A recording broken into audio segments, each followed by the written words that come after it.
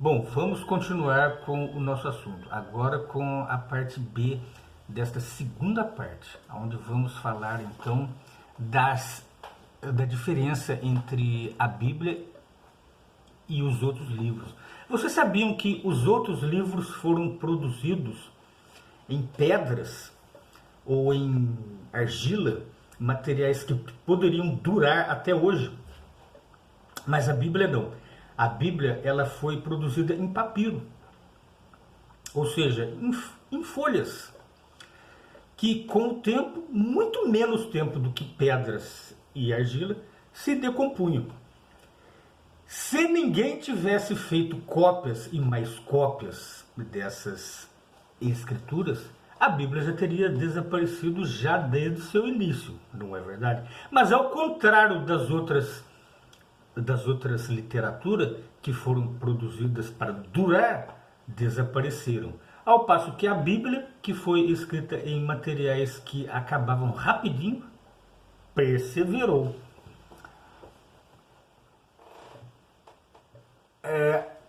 Incontáveis milhares de cópias foram laboriosamente feitas à mão da Bíblia. Essa era a maneira normal de reproduzir um livro antes do evento da imprensa.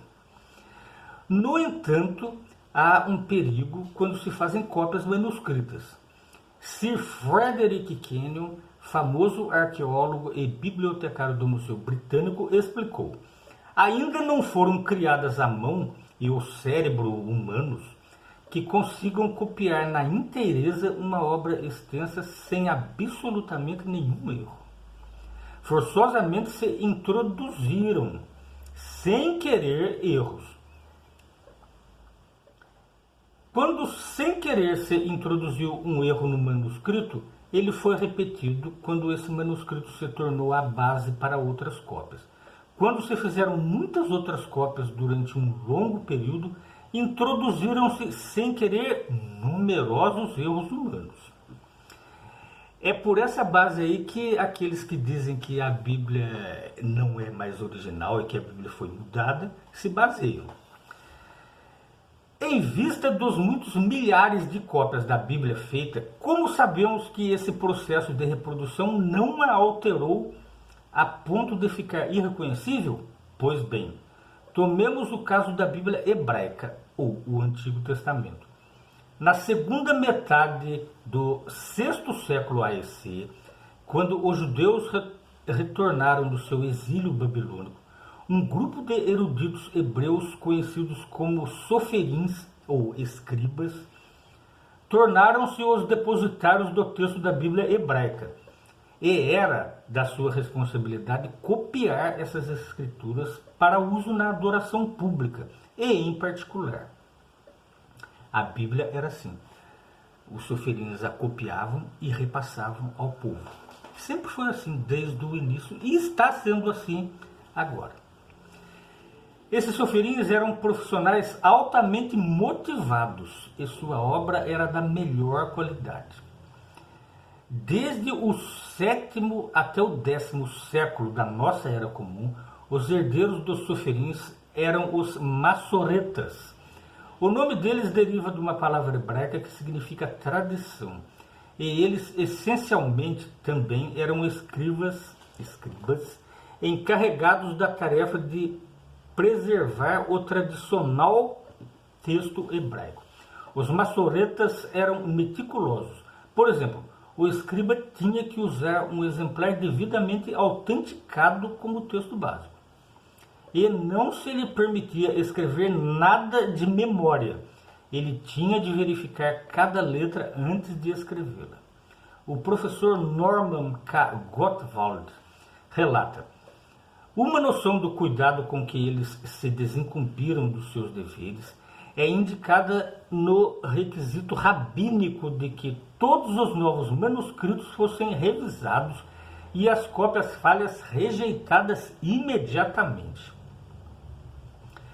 Quão exata foi a transmissão do texto pelos soferins e pelos massoretas?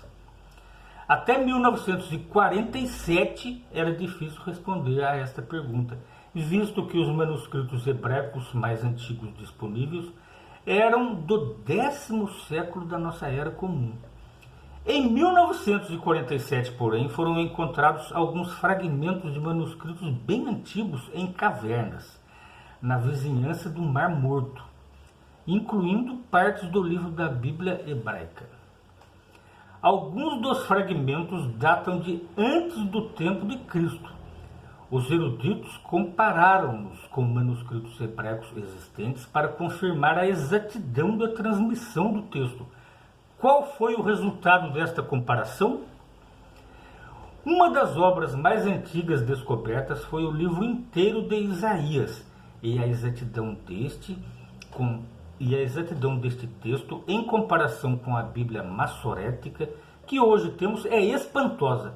O professor Millard Burrows escreve: muitas das diferenças entre o recém-descoberto rolo de Isaías de São Marcos e o texto massorético podem ser explicadas como erros de cópia.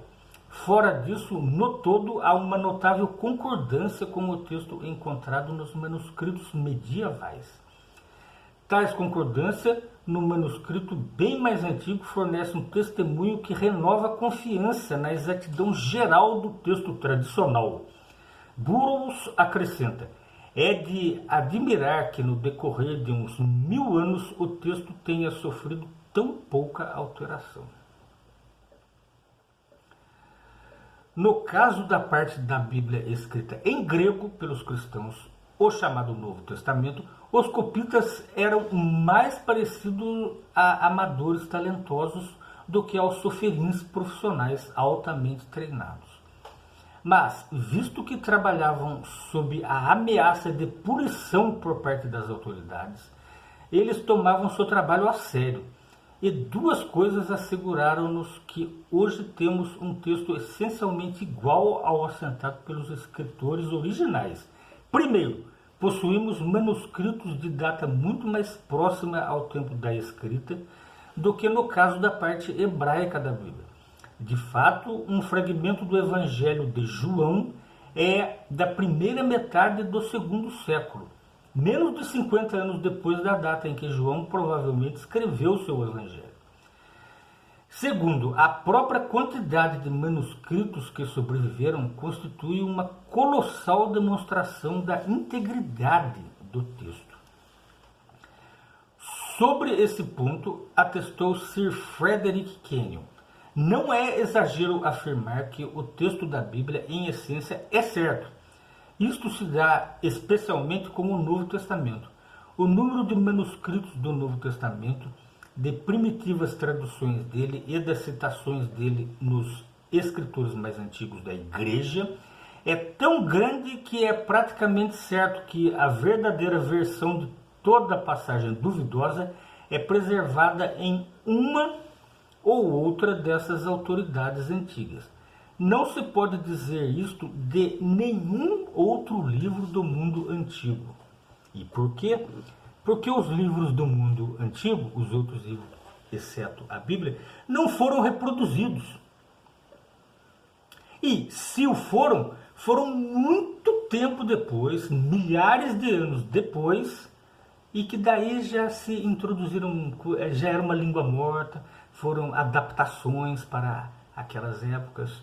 Hoje, quando a gente traduz textos antigos, que não precisa nem ser muito antigo, há dúvidas quanto à sua verdadeira autenticidade e até mesmo sobre a sua autoria.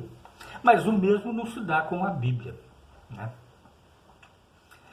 Meus amigos, daqui a pouco a gente volta com a parte C desta segunda parte, tá? Até daqui a pouco.